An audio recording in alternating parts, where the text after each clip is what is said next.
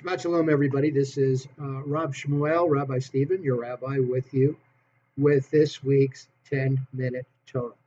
So I hope you all had an easy fast, those of you that did fast and observed Tish'a B'Av. Again, not a real big holiday. It's rabbinically mandated, and it is, excuse me, it's a day of mourning. It is the only other time of the year when we do a full fast, sundown to sundown. There are about 5 or 6 other fasts throughout the year, like the 17th of Tammuz.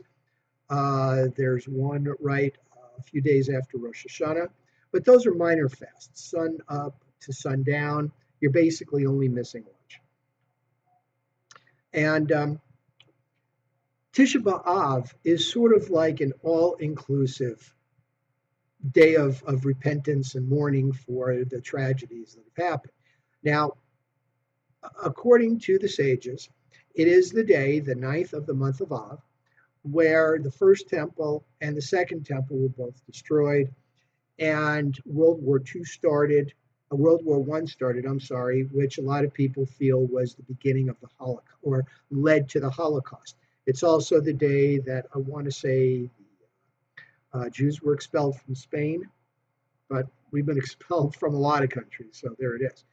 A lot of other people say, that isn't really an exact date. They didn't all happen on that date, but it is the center point of those tragedies. And the reason why we are supposed to fast rabbinically is to repent for whatever sins we committed, whatever commandments we didn't. I don't want the word obey always comes to me, and I hate to use the word, but observe, better word, observe or do. And we're being punished for the last 2,000 years. And that's what we're doing. So in the past, you've heard me go on my rants and my raves, my ego-fueled delusions of, whatever. And yeah, I've got a big ego. I do. It's what motivates me to reach for more and more things. But to me, Judaism is not just something I do.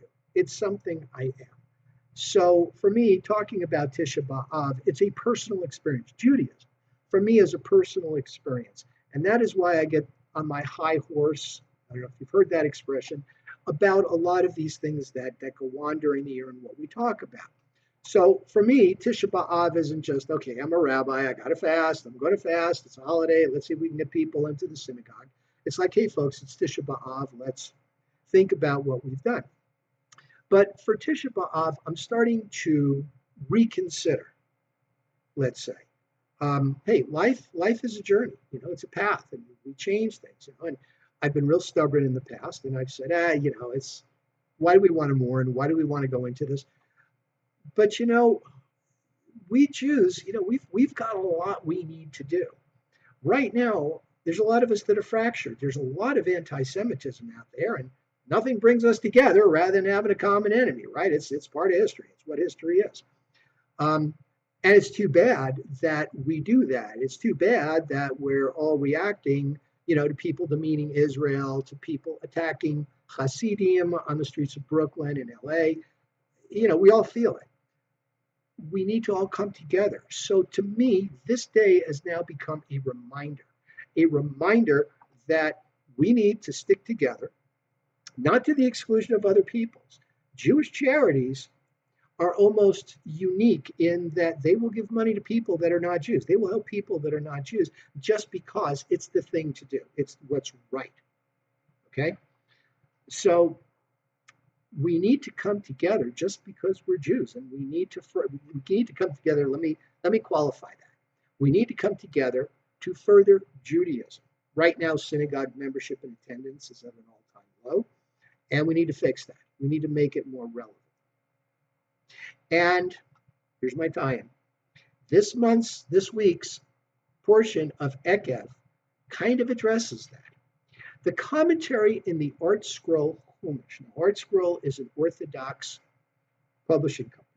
So a lot of the commentaries, a lot of the analysis is from an Orthodox and let's just say very traditional, very fundamental point of view.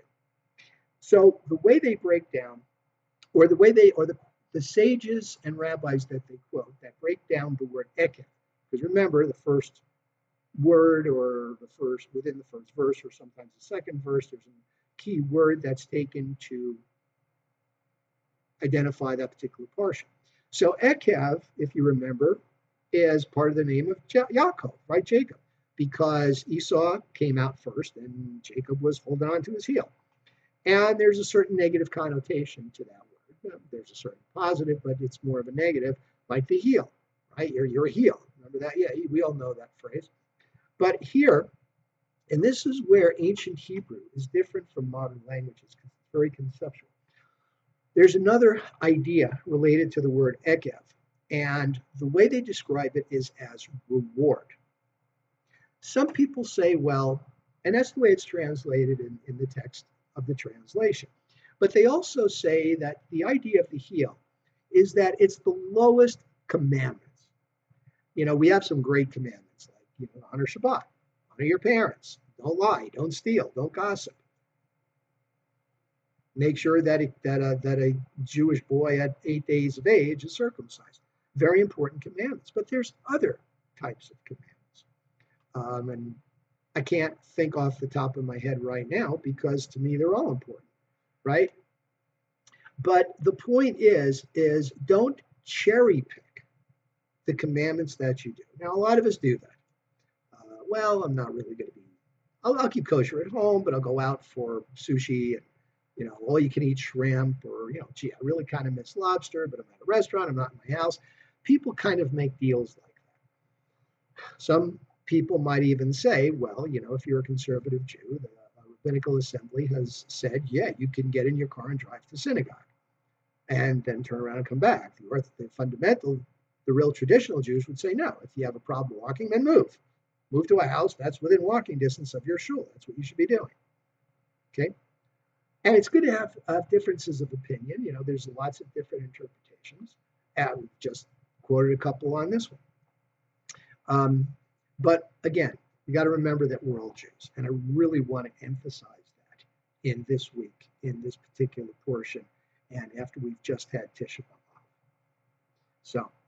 So what else is this portion about? Moses is reminding Israel. And yes, this is a different Israel, even though Moses is addressing them with the pronoun you. He is really talking about their parents, the ones that blew it to go in and conquer the land. Or is he? He says, you're a stiff-necked people. And we have seen throughout history that Jews are very stiff-necked. Case in point, Solomon borrows a ton of money to build a fantastic temple. I'm sure God appreciated it, but I'm sure maybe in the back of his mind, it's like, well, you didn't have to spare, you didn't have to put yourselves in debt to do this.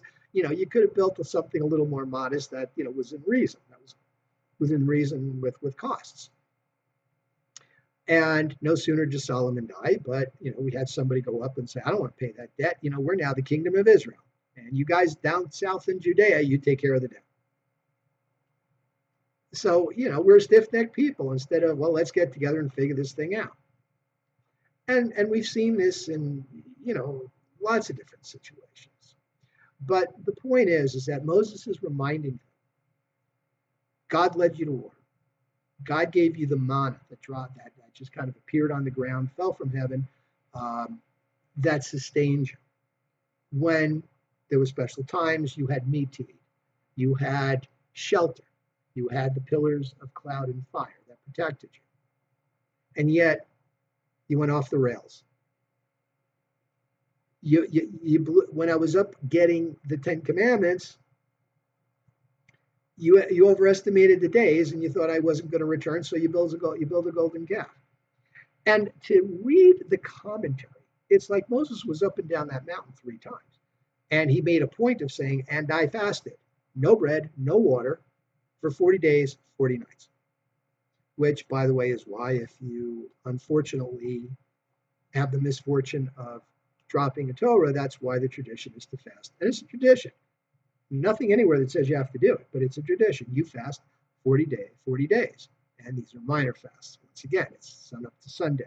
And you do it, 40 days. It's really kind of not, I mean, you're missing one meal a day. Okay.